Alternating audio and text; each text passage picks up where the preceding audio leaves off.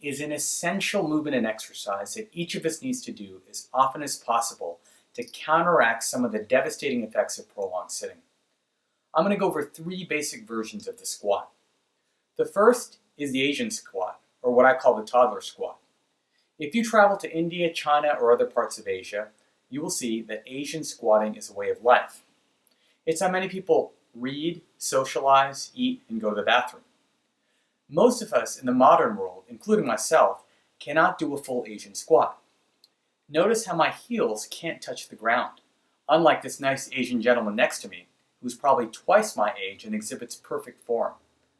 The most embarrassing part is a toddler who knows nothing about human anatomy or the benefits of squatting is able to completely and effortlessly out-squat me.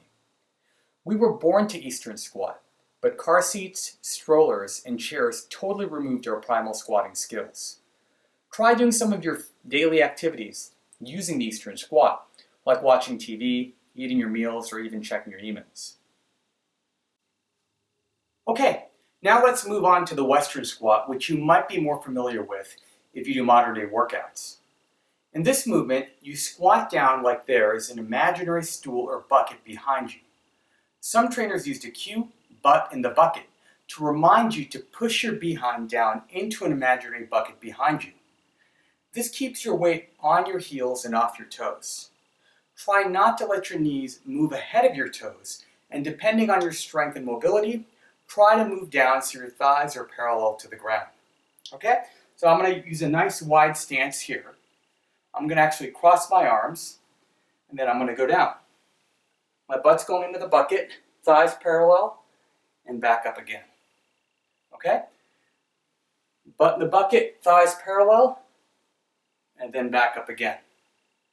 So go down as far as you're comfortable and try not to have those knees move ahead of your toes while you're going down. Finally, we move on to the assisted squat for seniors, beginning squatters, or marathon sitters who lack adequate leg strength and mobility to do an Asian or Western squat. Leg strength is one of the most powerful indicators of how mobile and independent we are as we age. So do not let your parents or grandparents tell you they're too old to squat.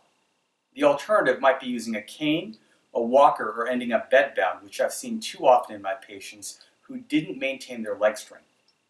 To do an assisted squat, you can place a stable chair behind the squatter and let them move down slowly so they hover or sit on the chair and then rise back up.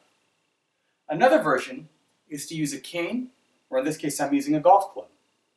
Put it out in front of you in same form and then come back up. Or you could even have them back up against a wall and gently slide down to a comfortable level and slide back up. Think of how walking changes, how much it changes as people who neglect leg strength age.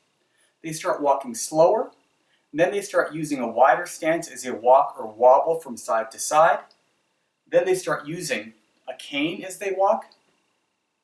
You can easily avoid this by squatting often to preserve leg strength and also by incorporating balance training through practices like yoga and Tai Chi. Check out my book, South Asian Health Solution, which is a dedicated chapter on exercises that increase leg strength and promote better balance. I'm Dr. Ron, wishing you nothing but the best in health.